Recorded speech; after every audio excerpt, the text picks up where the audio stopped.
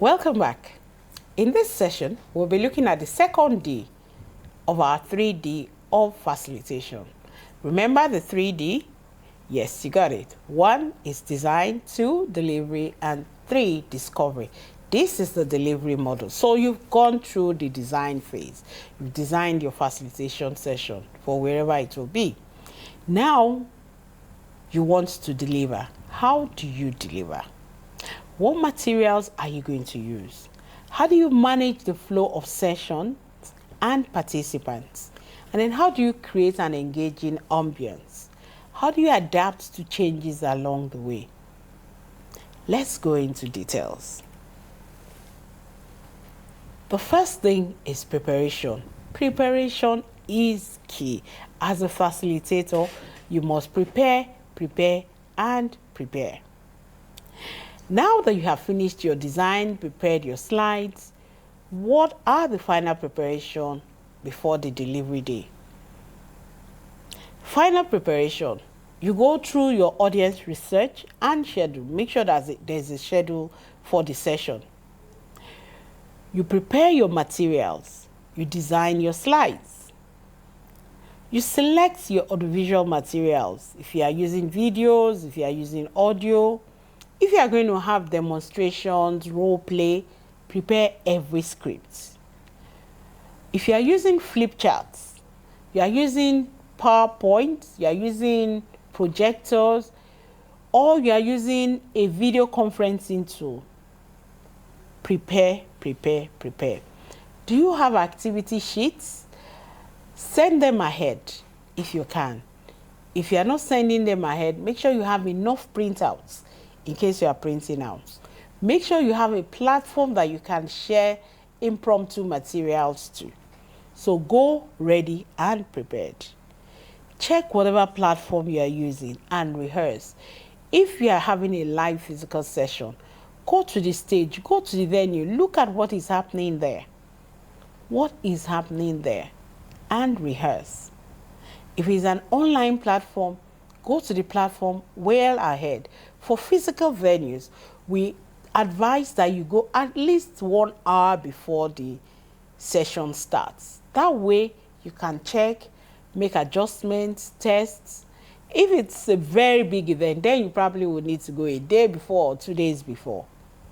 But if you are facilitating a session, a training session, a learning session, a retreat, you can go there a day before if you are in the residence. But if not, if it's a far distance, you can make sure you get there at least 1 hour before the time. At least 1 hour. And of course, before you go for your sessions, you should be liaising with the organizers of the program, if it is not your program.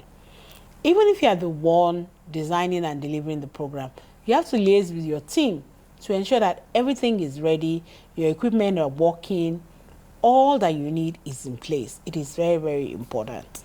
So make sure that you check as a facilitator. Preparation can make or mar your session. Very, very important. Now,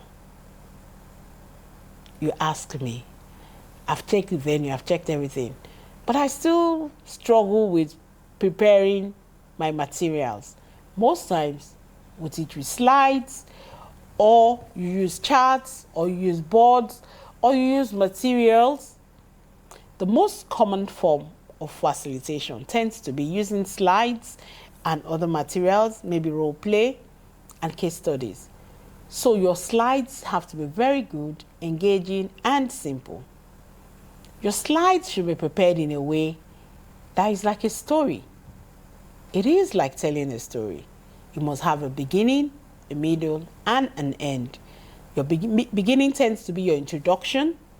The middle tends to be the major subject matter and activities, and the end is your wrap-up. Now, make sure that you use clear and simple images. Avoid hyperlinks. Yes, avoid hyperlinks. It can disrupt your flow. And sometimes we like to use videos, illustrations. Make sure you master your equipment so that your flow is not disrupted. If you don't know how to use it, make sure you have someone on standby who can cue your videos so that it does not disrupt your delivery. I've been in sessions where it sometimes, I'm sure you can identify with it. You may have been in a session. Sometimes it takes 30 minutes to play the video. Maybe the equipment decides to malfunction at that time. No, so you have to check everything ahead and make sure you cue. What I tend to do is I tend to play my videos towards the end of sessions or at the beginning of sessions so that the transition is smooth.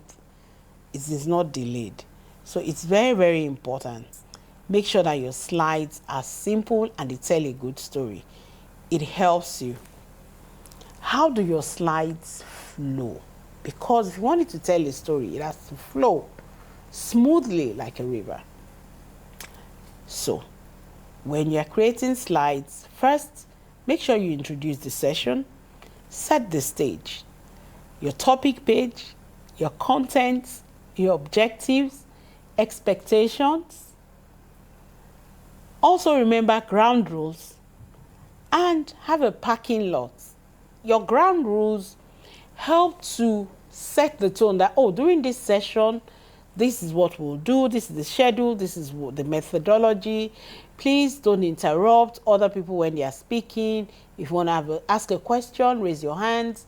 If you're having activities, please follow the set the ground rules. It helps bring discipline to your session. And then always have a parking lot. A parking lot is that place where you put all the questions raised that are not relevant to the subject matter. You have to be careful because people have a way of derailing you. So when somebody asks a question, oh, excuse me, you talked about business models. What if I don't know how to write a business plan? What if I don't believe? I say, oh, okay, I understand you don't know how to write a business plan. Let me note it in the parking lot. We'll come back to that. But for now, we are talking about business models. Did you see how I brought that person back to business model? So it's very important. And when you have ground rules and you have a parking lot, it helps to manage expectations and attention. And it makes it a robust guide. It keeps your classroom or your session or your space very, very safe. It is very important. I'll share more with you in the next session.